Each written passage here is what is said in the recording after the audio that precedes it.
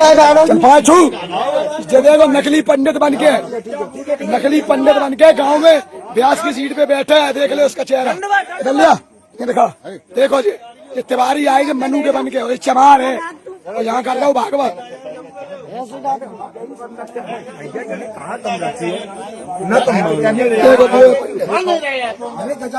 जब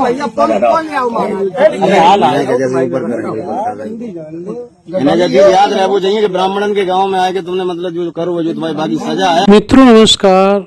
क्या कोई व्यक्ति यदि ईश्वर का नाम प्रचारित कर रहा है, धर्म का प्रचार कर रहा है या ईश्वर के नाम को जन जन तक पहुंचा रहा है, तो क्या उसको इस बात के लिए सजा मिलनी चाहिए? क्या आप इससे सहमत हैं कि उसे सजा दिया जाए, और इसलिए दिया जाए कि वो किसी खास जात का नहीं है, वो ईश्वर का नाम नहीं ले सकता, ईश्वर का प्रचार दूसरे तक नहीं कर सकता, अपनी संस्कृति और अपने धर्म को जन जन तक नहीं पहुंचा सकता? आखिर में ये कहाँ का सामाजिक न्याय है कि हम इसके लिए किसी को दंड दें कि वह यह काम नहीं कर सकता? वह ईश्वर का नाम दूसरों तक इसलिए प्रचारित नहीं कर सकता, ईश्वर की कथा, भागवत कथा और ईश्वर की जो महिमा है वो अन्य तक नहीं पहुंचा सकता, मात्र इसलिए कि वो जात विशेष का व्यक्ति नहीं है। कुछ ऐसा ही हुआ है इटावा में, जब आप देख सकते हैं इस वीडियो में कि एक व्यक्ति के सर के बाल को लोग मिलकर इसलिए मुड़वा रहे हैं क्योंकि उसने गुस्ताखी ये कर दी थी कि वह भागवत कथा कहने जा रहा था। उन समाज के पाखंडियों को ये बात पसंद नहीं आई जो अपने को ये समझते हैं कि सिर्फ मेरा ही अधिकार है कि हम ईश्वर का प्रचार करें, ईश्वर की महिमा का गुणगान करें। आखिर में आप दूसरों तक ईश्वर के गुणगान को क्यों करते हैं? इसलिए करते हैं कि वो भी उसको ग्रहण करे, आत्मसात करे और वो भी अगले तक पहुंचाए।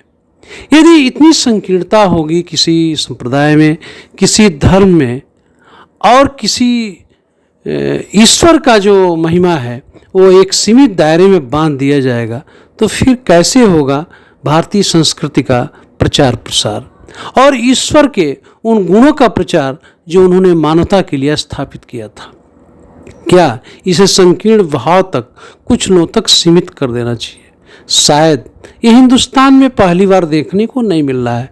आप जितने भी महापुरुष हुए हैं उनकी जीवनी उठा के पढ़ सकते हैं, चाहे वो विवेकानंद हो, चाहे वो तुलसीदास ही क्यों न हो। आप पाएंगे सभी को अपने जीवन में दिक्कतें उठानी पड़ी हैं।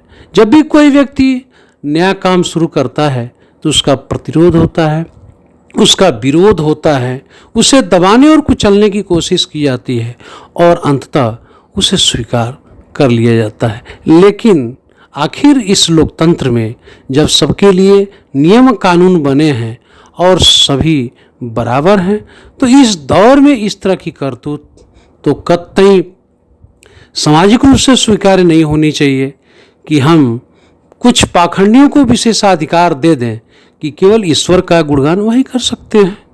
आप देख सकते हैं कि इस वीडियो में किस तरह से खुलेआम किसी व्यक्ति को सजा दी जा रही है। उसका दोष सिर्फ यही है कि वह ईश्वर की महिमा और गुणगान को प्रवचन के द्वारा जनमानस में करना चाहता था।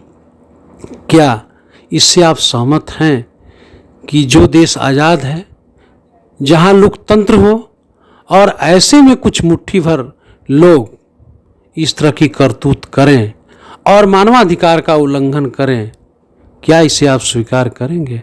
हम आपसे आपके विचार को आमंत्रित कर रहे हैं कि आप कमेंट बॉक्स में अवश्य लिखें कि आप इस तरह की करतूत से कहाँ तक सहमत हैं। जब सबके बीच समानता की बात की जा रही हो और सभी के लिए ईश्वर को माना जा रहा हो, ईश्वर में भला क्या बंटवारा हो सकता है? ईश्वर क्या जात देखता है क्या? ईश्वर क्या जाति आधार पर व्यवहार करता है क्या? क्या कर्मविहीन व्यक्ति किसी जात को हो उसे महत्व मिल सकता है क्या? या कोई आदमी प्रयासरत है गीता पढ़ने का, कुरान पढ़ने का, महाभारत पढ़ने का, तो क्या उसे अधिकार नहीं है कि वो किसी विशेष जात का नहीं है? सवाल जात का नहीं है, बल्कि देखा जाए तो बहुत से लोग समाज सुधार के लिए आगे आते हैं और उन्हीं के जो लोग होते हैं जात का, उसका विरोध करते हुए देखे गए हैं।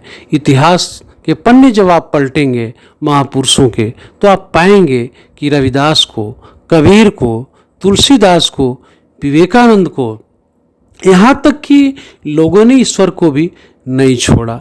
आप भगवान कृष्ण को जन्म से लेकर के और उनके आखिरी जीवन तक देख सकते हैं किस तरह से संघर्ष झेलने पड़े थे, किस तरह से उन पर प्रहार हुए, उन पर कौन कौन से अपशब्दों के बौछार हुए।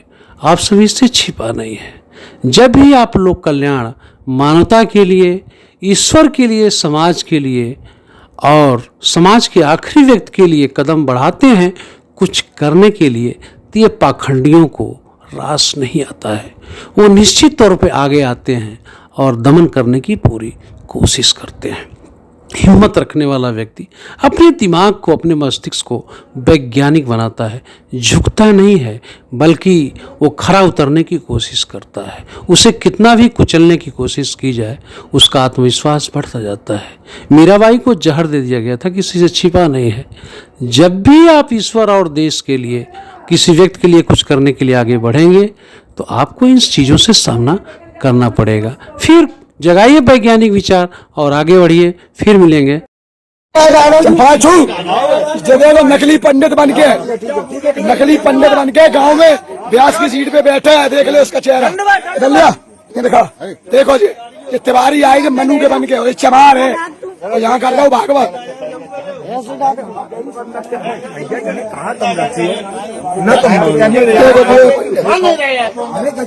जब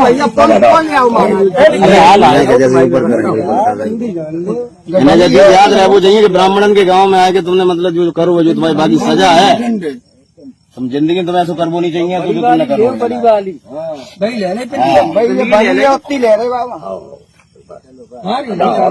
बंदी है महाराज, क्या करें पूरे बुढ़वाना पूरे ले ले। जब हम यही तो मेन है, बस जान देना।